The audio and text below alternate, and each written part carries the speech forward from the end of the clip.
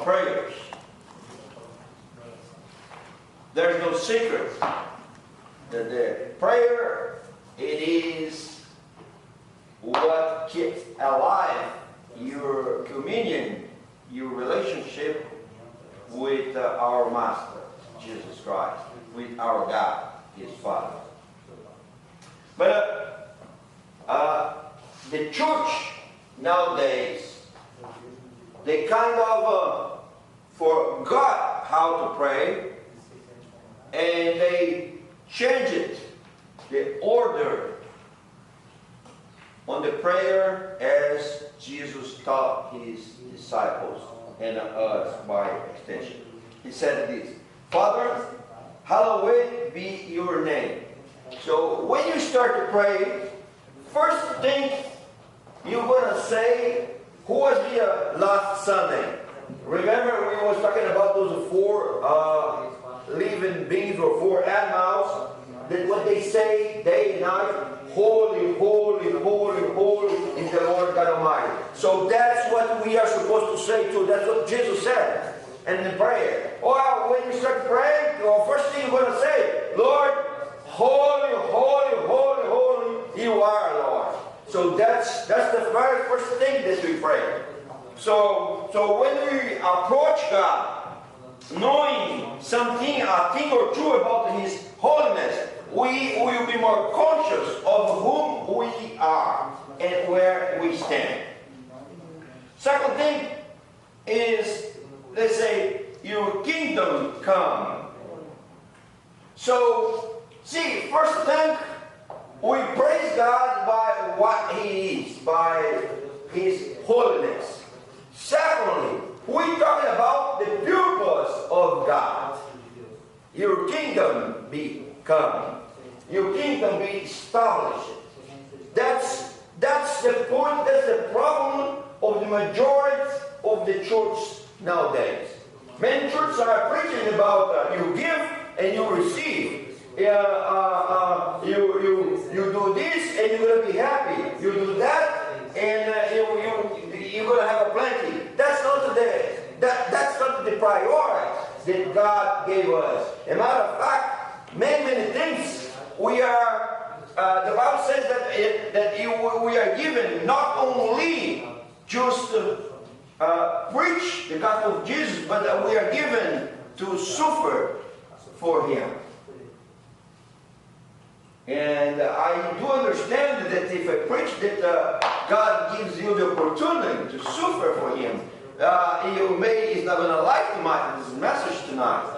But, the thing is, when we're talking about the kingdom of God, we are talking about His purpose. And I want you to open your Bible with me, I believe in Psalm, I believe 139:17, if I'm not wrong. Let me see. Yeah, 139:16. Actually, let's read 15 and 16 as well.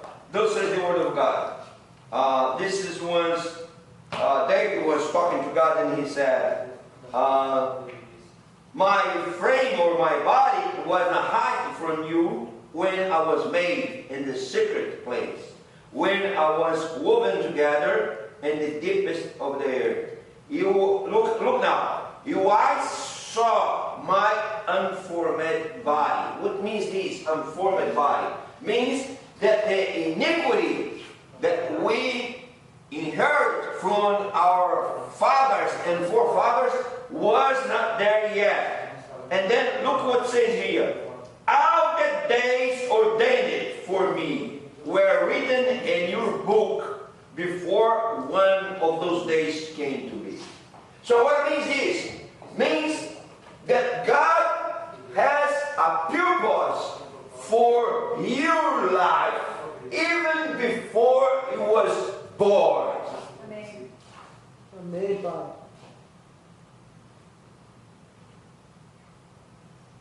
There's a book.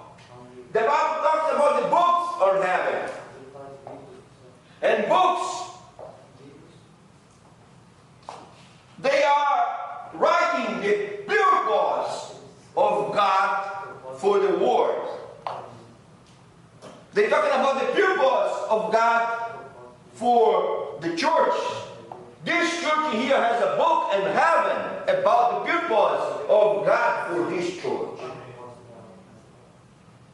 This city has a book in heaven writing with the purpose of God to this city. This country has a book in heaven writing the God's purpose for this country.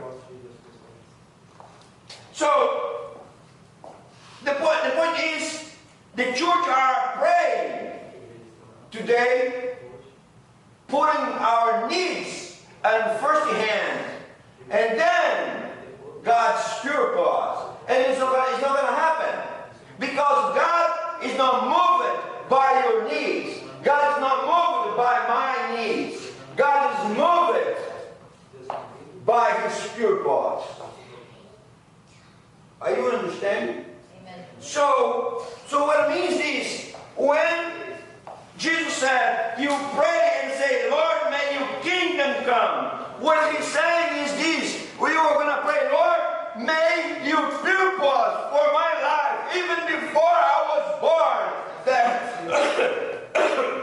the plans that you have for me, Lord, may they be established in my life. They may be a completion in my life.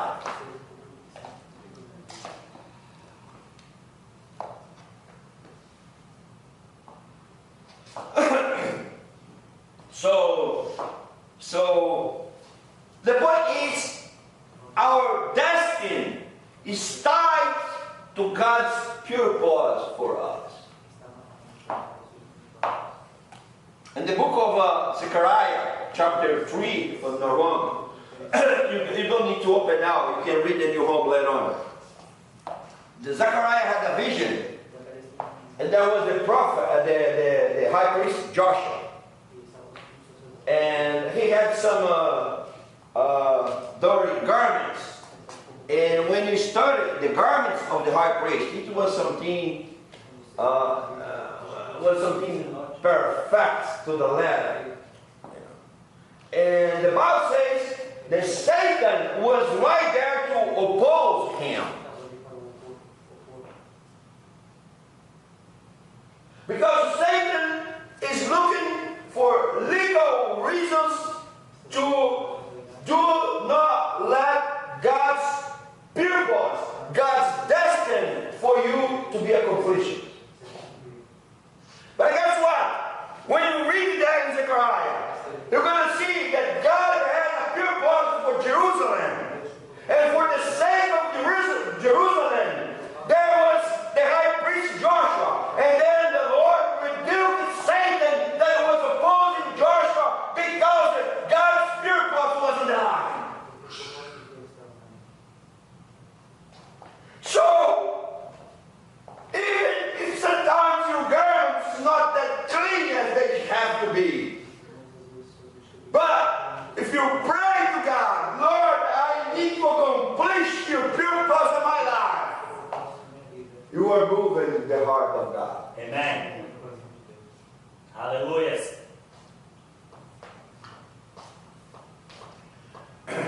Abraham was praying to God about Sodom. He didn't know when to talk to God. God passed by and went to talk to him. The Bible says, God said, I believe that was the father talking to the son. Hey, should we write from Abraham what we are going to do? No, let's go talk to him. What God wants doing? God was not just participating to Abraham what he was about to do. But listen to this. God was seeking, God was looking for legal reasons to spare Sodom and Gomorrah. And then Abraham did not start saying, Lord, I will be in your presence, Lord. No. Abraham did not pray based on his own righteousness, on his own needs. He did not pray, Lord, there is my nephew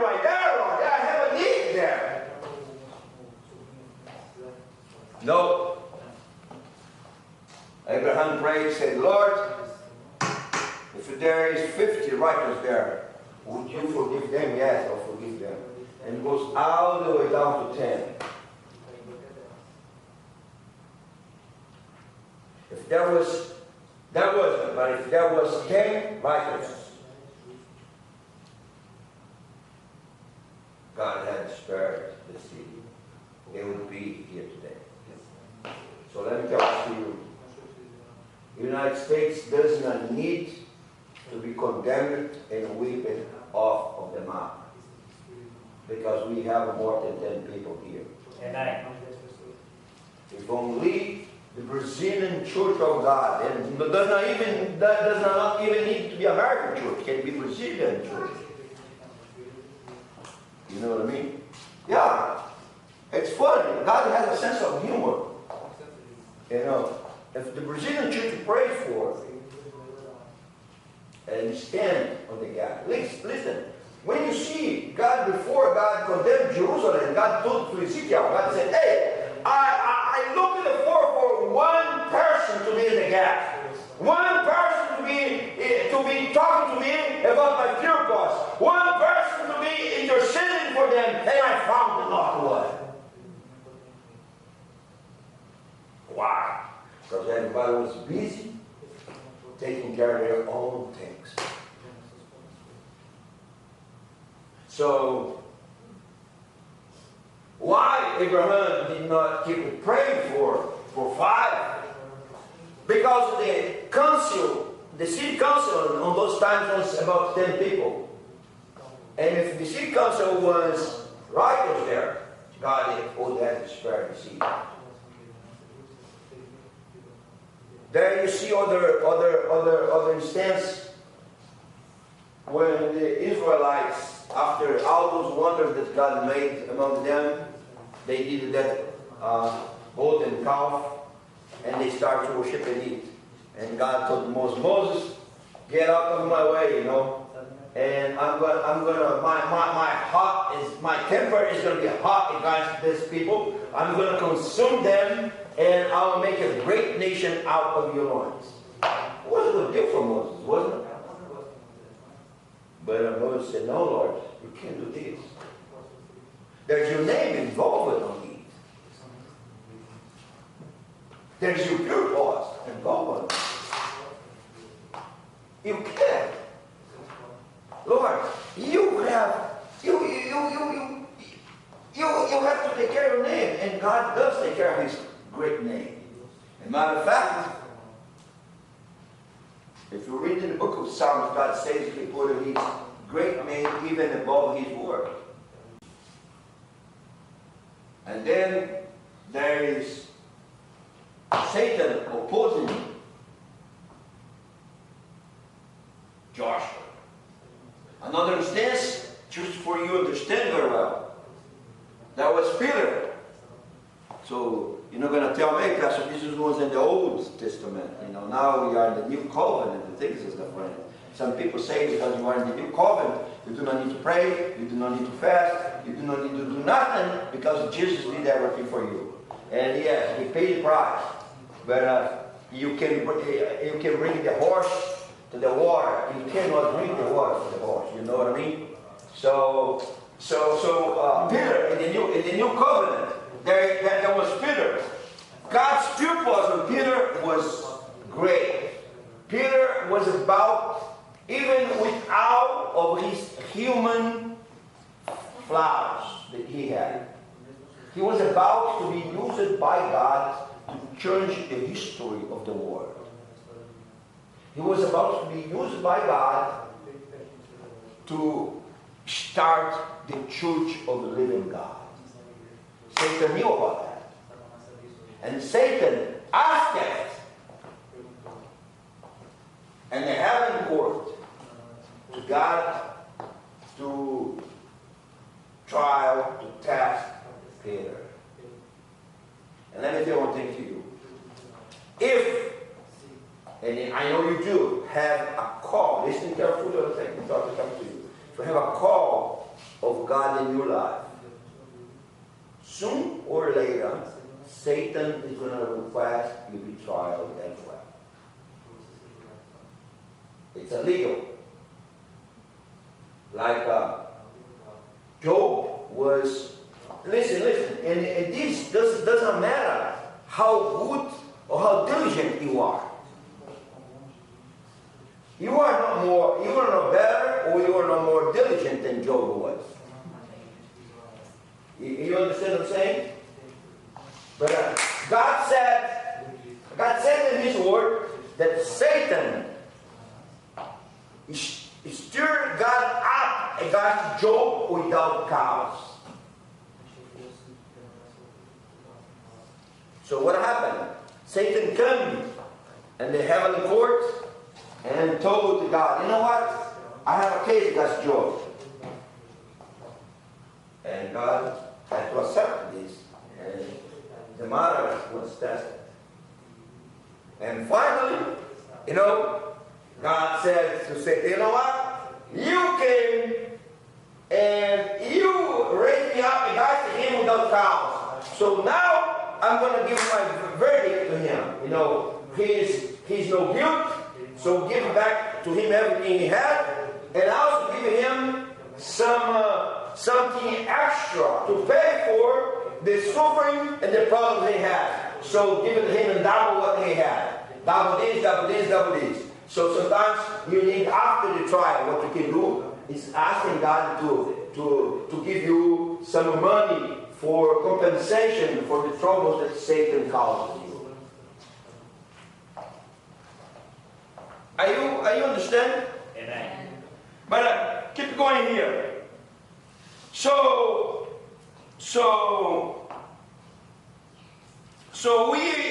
we are to ask God's purpose first. And we are to seek God's kingdom first. And then all other things shall be added to you. God's purpose to be fulfilled. It's more likely you're going to have your prayers answered. Because, listen to this carefully, God cannot deny Himself. That's what the Word says. And He will establish His purpose. So, your destiny is tied to God's purpose. So, the problem today is the church is praying selfishly. And those things need to be shifted so we can start seeing the God's power among the church again.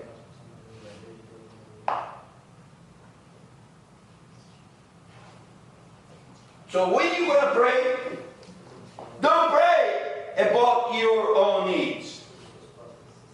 Because let me explain to you, listen carefully. Your needs is not writing in your book. What is writing in your book is God's purpose for your life. So stop whining. Stop the pity party.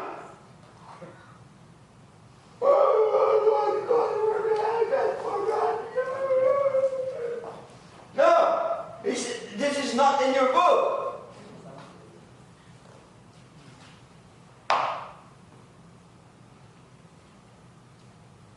So,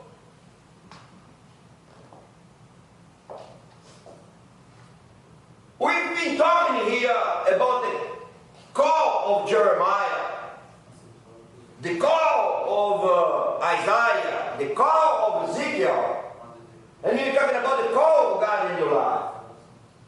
But what it is God's destiny for you? How you can know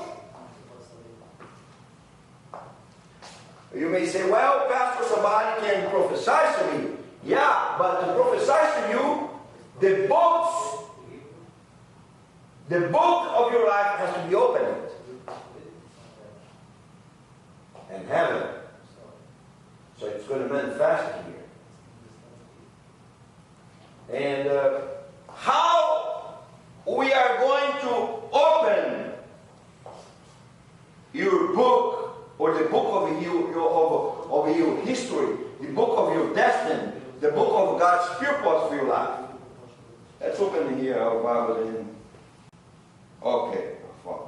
Isaiah 29, verse 10. Everybody found? So says the word. Look at this.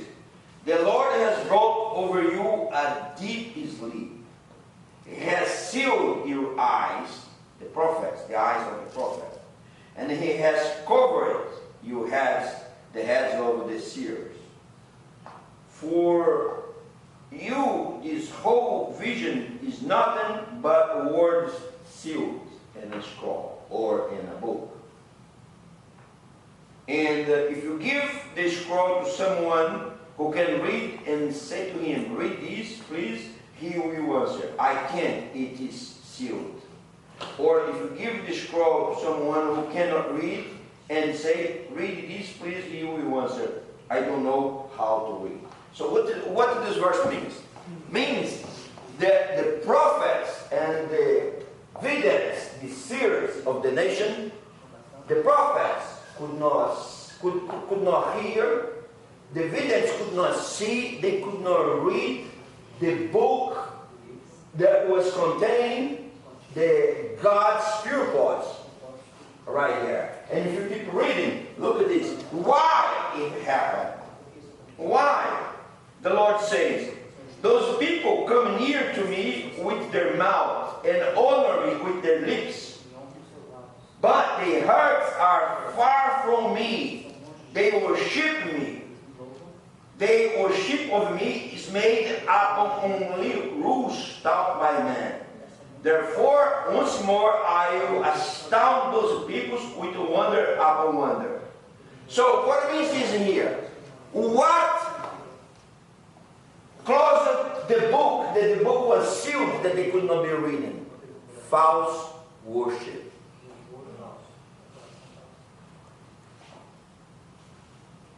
So, the other way is true here.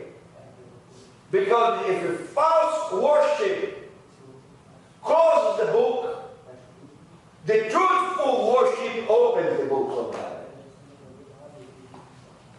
That's why when the worship team are here singing under the anointing, the pastor sits down here, starts to hear what the God is saying about the destiny of this, and this, and this, and this. Are you understand what I'm saying?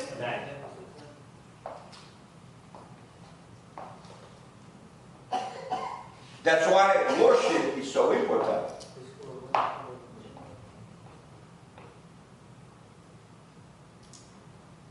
You may wonder it, why during the worship times sometimes your pastor starts prophesying. Now you know why. It's because if the worship are pleasing God, it starts to open the books of heaven that contain your destiny, that contain the God's purpose for your life.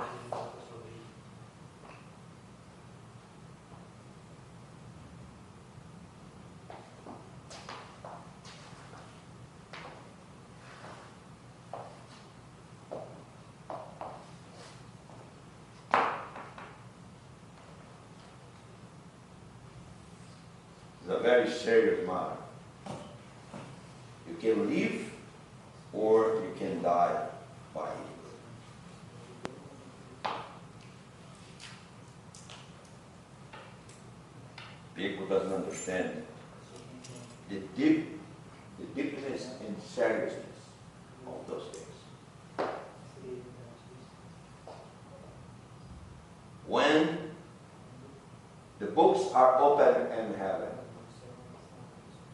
there starts having a vision, a prophecy here on earth, and let you know what's God's purpose for your life. And then When you start praying to God, Lord, help me. Help me to accomplish your purpose in my life. Instead of being, Lord, see my needs. Lord, I need some money, Lord. No. Lord, you told me to do this. I need some resources to do this. Open the doors. Which prayer do you think is more likely that it's going to be answered? Tell me. Are you with me? Like Pastor Hank says, I wish I had some help here tonight. Huh? Amen. Nobody see nothing here, you know. Is that difficult to understand the preaching? Or is my Alabama accent that makes it difficult for you? So, that's one thing that opened the books of heaven. The other thing that opened the books is a timing of God. Timing of God.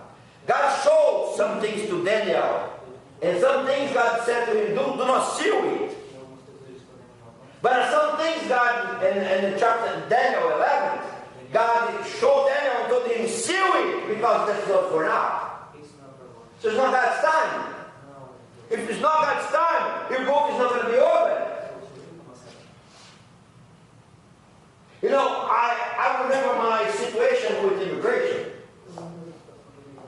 You know, like 4 or 5 years ago, I was in San Francisco. I paid $300 for a consultation with the very same lawyer who got used to give me my paper now. And guess what? At the time, when I was there, he gets so excited and said, so I can now fix it. When I left there, he never called me back. I called him like 2-3 times. He never answered me back.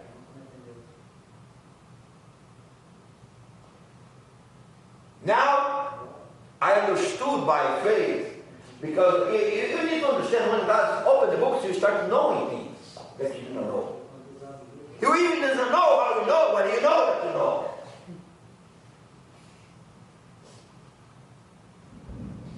And I understood that was for me to go and see that lawyer. As a matter of fact, I did not want to, because 4 years ago, 4 or 5 years ago, I don't remember, it did not work very well. So my pride was a little scratched, you know what I mean? And he did not call me back, and so but I understood that I should go there, and I did. And to tell you the truth, my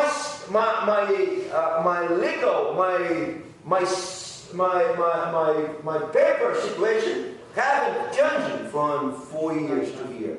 5 years ago, from Narongo, we was already citizen.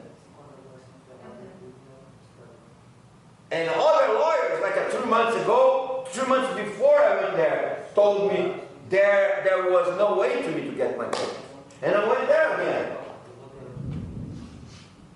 And God showed him, and he started to say, hey, you know, yeah, you can even travel. You can even travel before you get your paper. So guess what? It was God's time. So you need to understand, some things goes in God's time. And one more point I want to give to you is not the last one, but it's one very sensitive one. It's in the book of Revelation. I don't remember exactly where it is. It's there, but you who read the Bible more, you know, often probably you know, is that portion of the scriptures where John saw a book sealed in heaven, and no one could open the seals thereof. Listen to me. And John, he starts to cry. Why he starts to cry? starts to cry because he understood that God's purpose. Huh? Revelation 5. Huh? Yeah. He understood that God's purpose was inside that book. And God's purpose to be accomplished would need that book be opened.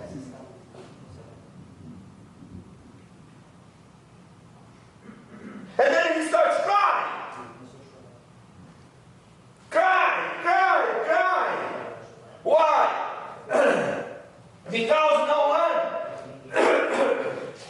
in heaven or earth was able to open the book.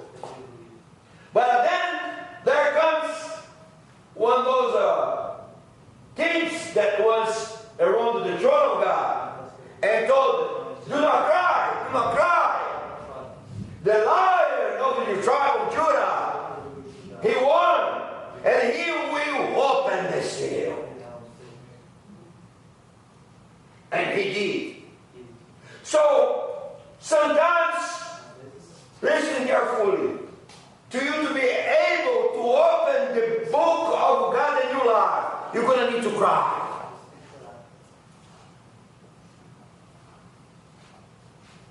You're going to need to ask God. You're going to need to desire it from the deepest of your soul. Is there? Is it yours? And if you know, and if you pursue it, it's going to happen because it is in God's word. But you must cry for it. Let me tell you this to you.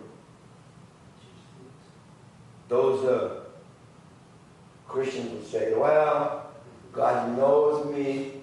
If He wants, He's going to give me. If he thinks they deserve it, I'm going to get. You're not going to get nothing. Nothing. Zero.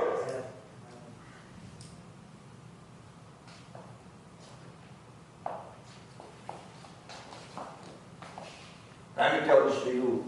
The deepest state of God is for those who desire and those who pursue it.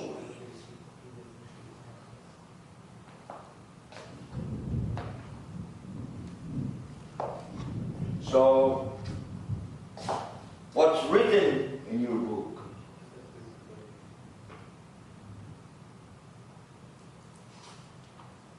Sometimes God uses your pastor to tell you something about your future. And many times you like it, but you don't believe. Sometimes you like it and you believe, but you don't pursue it. And then you blame your pastor. Oh, he said that.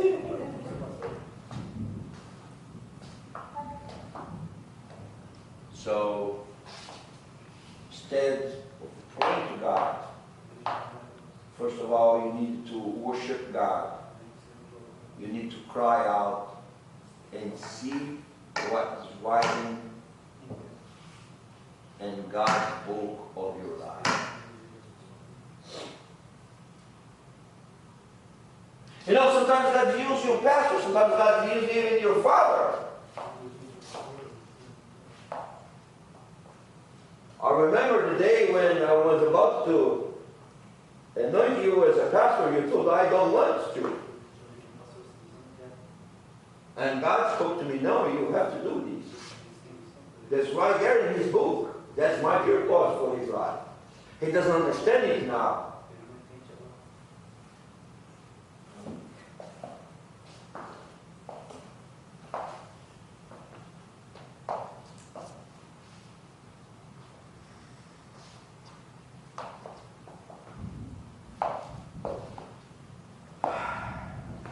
You know, God has talked to my heart lately that he has great, great plans for you here.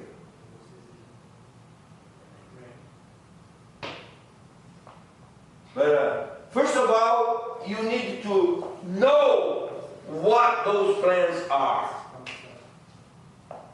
And then you need to pray, pursue them and pray to God to bring them to pass. Because it is in the will of God. And may Satan is going to make a legal case against you, and you will be tried. And listen to this carefully.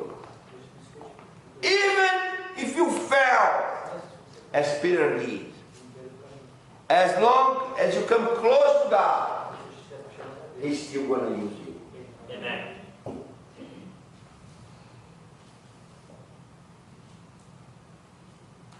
So, who are you? Oh, yeah, for sure you can say like David said before he was a king. Yeah? Who am I? You know, I'm the smallest one in the house of my father, and I'm staying right there, you know, behind those little sheets, and so. Yeah. But again, there's nothing wrong with you that God cannot fix. Amen. If somebody had told Peter, a person who was not priest, was not Levite, was not a scribe, was not rich, and told him he would be the foundation of the church, he would not have believed it. That's what God did. What about you? How long are you going to sit in your spiritual share, you know what I mean? Watching, you know, the TV, spiritual TV or whatever, and doing nothing. And God's pure cross. And then you come to God, oh Lord, I needed this, I needed that, I needed this, I needed that. Maybe there is a reason why many of our prayers are not answered.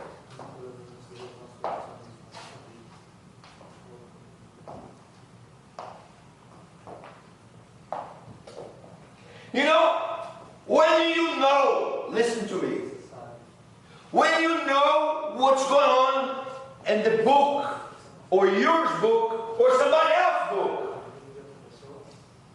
you have a knowledge and you have authority to call it out in Jesus' almighty name.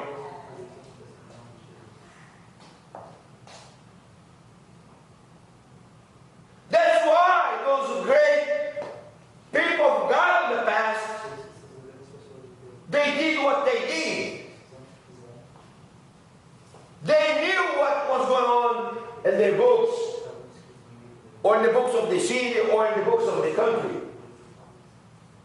Maybe some things that you did in the past are precluding you to achieve the plateau that God has for you in your life.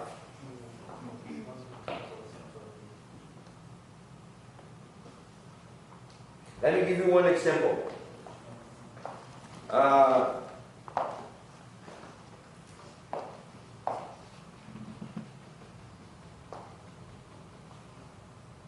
Elijah, he came to Ahab and he cursed the nation because he knew what was in the books, and the heaven and the Bible here too. And he said, by my word, the heavens is shut down. There will be no rain, no dew, but by my word. Good. Faith, 3.5 years. Doesn't rain. But when comes a time to him, God tells him, hey, now is the time. Do you know that we are talking about time here? A little while ago, right? So you understand. There was a time. For 3.5 years, that powerful man, he just was behind the scenes. You know, you need to understand one thing. For you to do God's calling in your life does not mean that you will be in the front of the sins all the time. You know, my Bible tells me that Paul, there was a time when God did extraordinary miracles through the hands of the Paul. The Bible says even his handkerchief was expelling demons and so and so and so. But there was a time when he was right there in the dungeon and no one was with him right there. But he did not change the God's book for his life. So, coming back to Elijah. So after 3.5 years behind the scenes, he comes back. God told him, hey, now is the time to reverse the curse. But if you read the Bible, you know, everybody here knows this text, right? You know what happened. You know that he came back. He defied all those Baal prophets and Ashtaroth prophets as well. And so. And then the Bible says that he built up one altar. So, question here is this. When he placed it, the curse was very easy. He did not build altar, he did nothing. He just came and said, hey, by my word, it's not going to rain until I say again. Why he just did not come back and say, hey, now by my word, rain again? Are you catching? It did not happen. You know, let me explain this to you. You need to be careful in your spiritual life. Sometimes God lets you pass by with something that's not so good. And sometimes God lets you pass by with another thing that's not so good. But if for some reason it fills up the God's measure with you, and God says to you, I'll tell what Jesus said, that you're going to be in the prison until you pay the last cent. And in other words, to get into curse, it's very easy. Listen carefully. To get off of it, it's more difficult.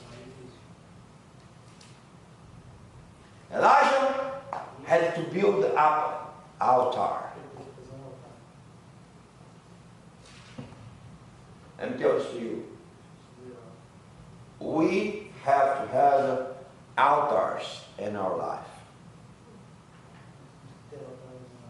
If you want to have a knowledge of heavenly court, you have to have an altar in your life.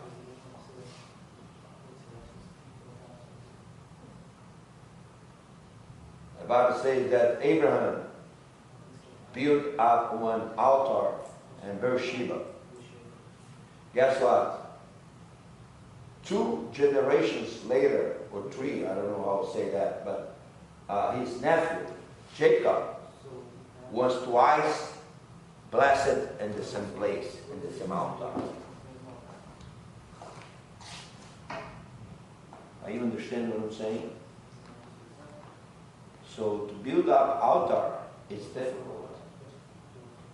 But it's going to bless you, it's going to bless your sons, and it's going to bless your grandsons or granddaughters after you.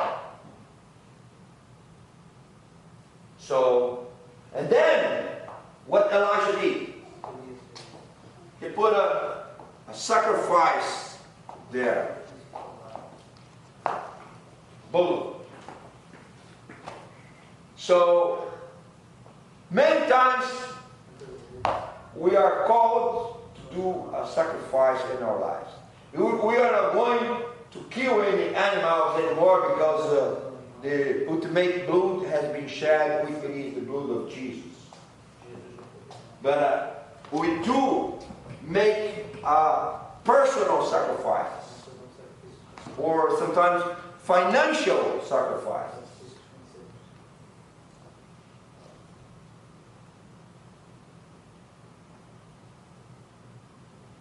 Like I was talking about Pastor Clayton, where he lives. He has has to have a missionary calling to be where he is.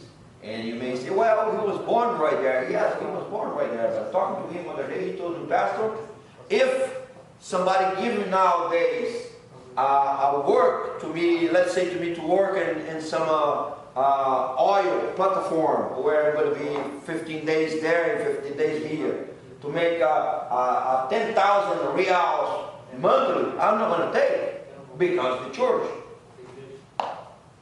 So you need to make a sacrifice. But listen to me one time. Sacrifice gives you a great authority and spiritual realm.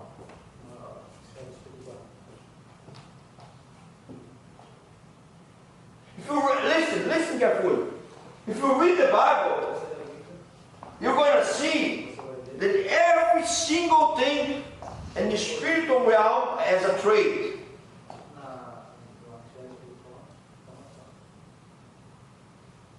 God gives to you first, but then He's expecting you will give something back. This is so true. Listen this carefully. That the people of the devil,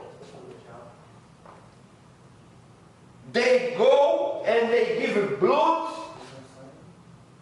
to get authority or get money or whatever.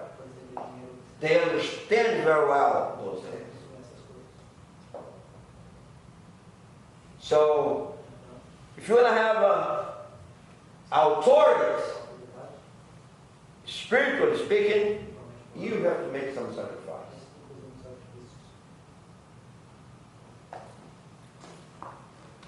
The Bible, when talking about old lady, about the time Jesus was born, the Bible says that she was widowed when she was still young. She did not marry again. That was the sacrifice she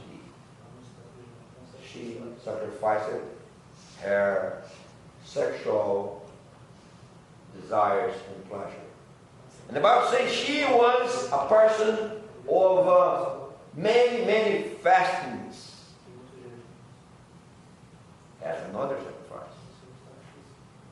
So the Holy Ghost points it to you and to me in the Bible. And He's expecting that you are going to understand it.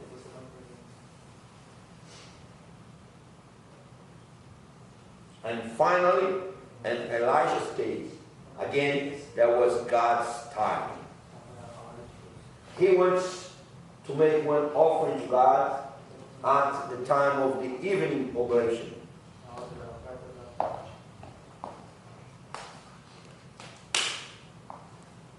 So, after all those things, He called, God sent fire from heaven. Listen carefully what I want to tell you this to you. Came fire from heaven first, before the rain came down again. Can you believe it?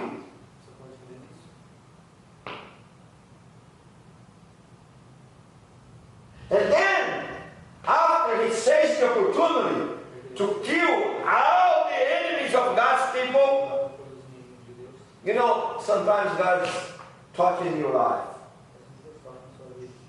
Some people are attracted to some wrong person,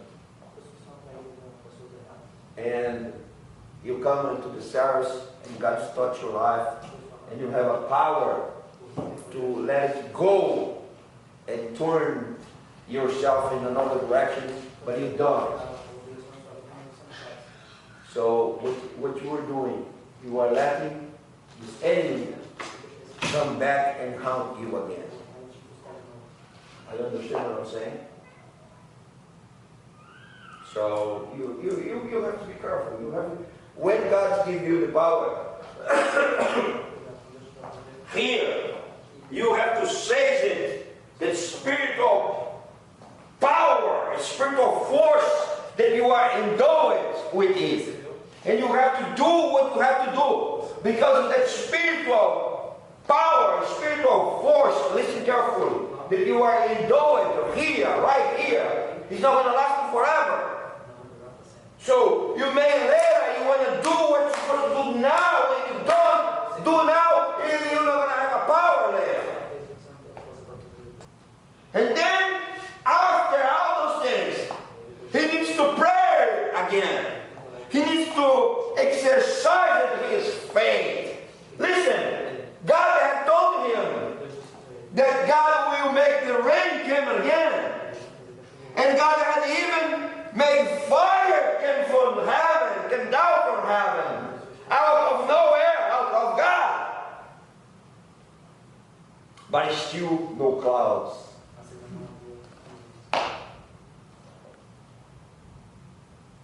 So what about you? May God use you for great things already. But what God promised you did not happen yet. Don't give it up. Don't trade fire for water. Fire is fire, water is water. We need both of them.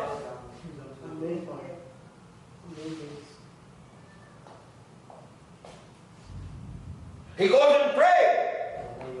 Lord, that's your purpose. It is in your book for this nation that you will bring them back, Lord. And he prayed one time, 2 times, 3 times, 4 times, I believe, if I'm in the wrong, 6 times. 6 or 7 times. I believe it was 6 if I'm not wrong. And then comes a very small cloud on the side of the head of a man. That's what he needs.